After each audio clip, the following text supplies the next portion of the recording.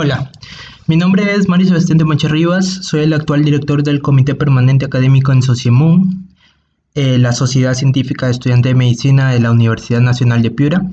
Hoy vamos a revisar el capítulo de músculos del hombro en el módulo de anatomía.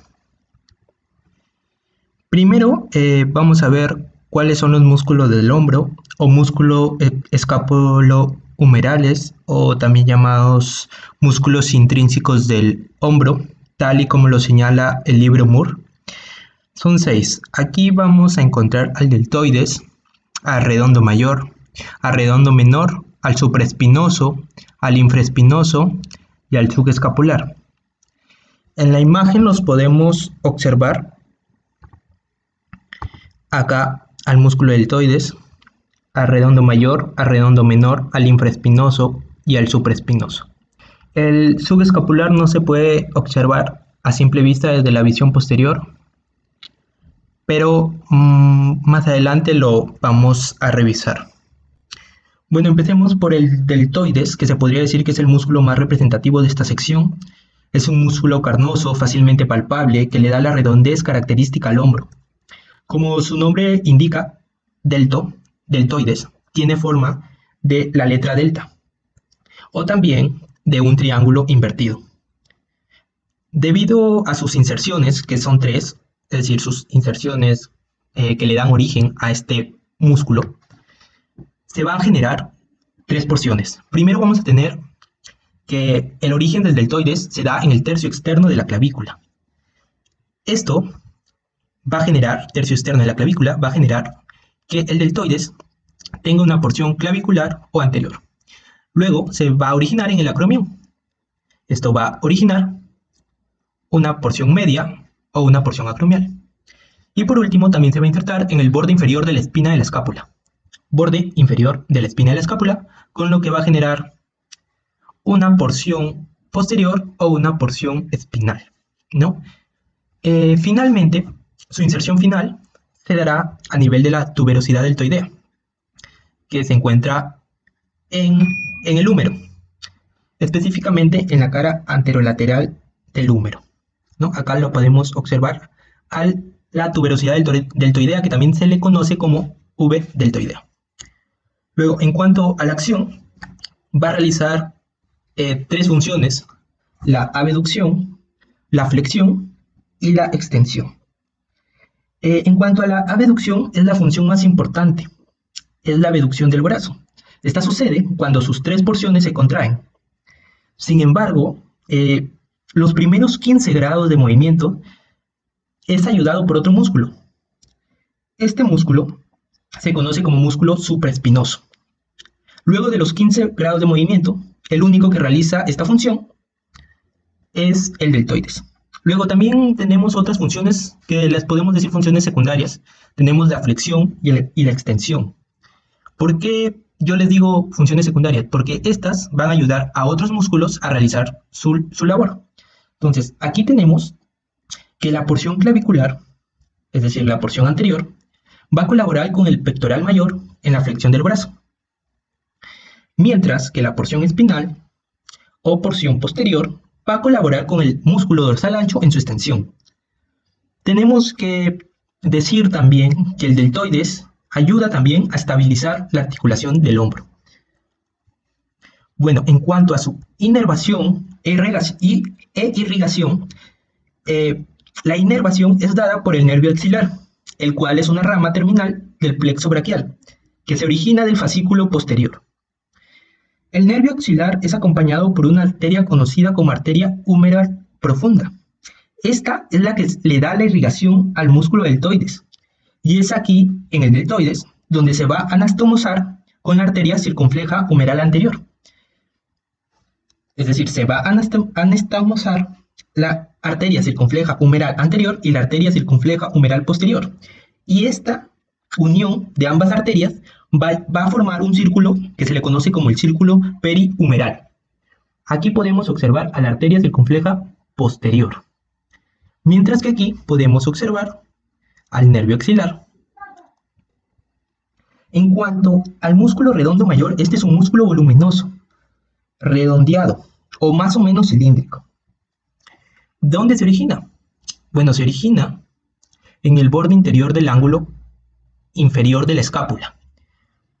Si lo vemos en esta imagen, se puede observar mucho mejor. Vamos a ver el origen de redondo mayor, que sería aquí. Este sería el origen de redondo mayor, en el borde interior del ángulo inferior de la escápula.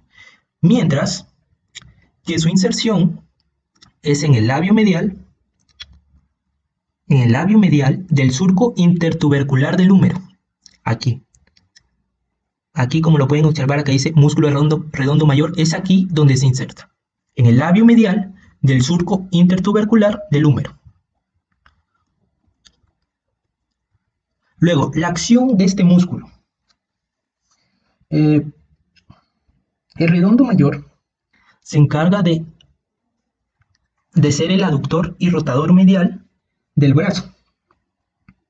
Además, aparte de ser el aductor o rotador medial, también es un importante estabilizador de la cabeza humeral en la cavidad glenoidea durante los movimientos del miembro superior. En cuanto a su inervación, esta se encuentra inervado por el nervio subescapular, específicamente por el nervio subescapular inferior, el cual es un nervio colateral del plexo braquial, que se origina del fascículo posterior.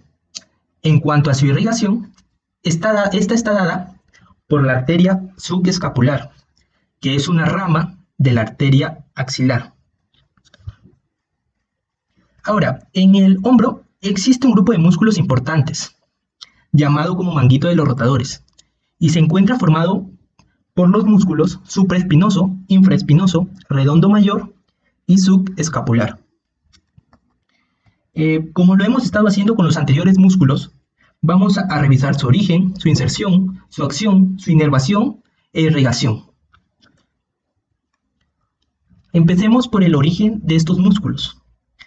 Bueno, el primero sería el supraespinoso, el cual se origina en la fosa supraespinosa. El infraespinoso es un músculo aplanado y triangular y ocupa aproximadamente 2/3 partes mediales de la fosa infraespinosa. Y como lo vimos en la primera imagen, está parcialmente cubierto por el deltoides y el trapecio. El redondo mayor, por otra parte, es un músculo estrecho y alargado, al que oculta por completo el deltoides, y que a veces podríamos confundirlo con el infraespinoso. Por último, el subescapular es un músculo ancho, grueso y de forma triangular, que se sitúa sobre la cara anterior de la escápula y forma parte de la pared posterior de la axila. Aquí podemos ver los orígenes del músculo subescapular. Y acá podríamos ver los orígenes del músculo supraespinoso, del músculo infraespinoso, del músculo redondo menor. Entonces, en la visión anterior podemos ver el origen del músculo subescapular, mientras que en la posición posterior podemos ver los orígenes del músculo supraespinoso, infraespinoso y redondo menor. Observando esta imagen, para fijar los conocimientos, en la porción superior encontramos al supraespinoso, acá encontramos al infraespinoso y acá encontramos al redondo menor, mientras que mirándolo anteriormente vamos a encontrar solo al músculo subescapular. En cuanto a la inserción final de los músculos del manguito de los rotadores, lo podemos observar claramente en la imagen que se está presentando. Ahí podemos observar dónde se insertan finalmente, dónde terminan insertándose estos músculos. Bueno, vamos a empezar primero por los músculos supraespinoso, infraespinoso y redondo menor, que se insertan finalmente en el troquíter, mientras que el subescapular se inserta en el troquín. Los tres primeros no solo se insertan en el troquíter, sino que varían debido a la carilla en donde se insertan. El supraespinoso se inserta en la carilla superior, el infraespinoso en la carilla media, el redondo menor en la carilla inferior y por último el subescapular se inserta en el troquín. Ya no se inserta en el troquínter, se inserta en el troquín. ¿Okay?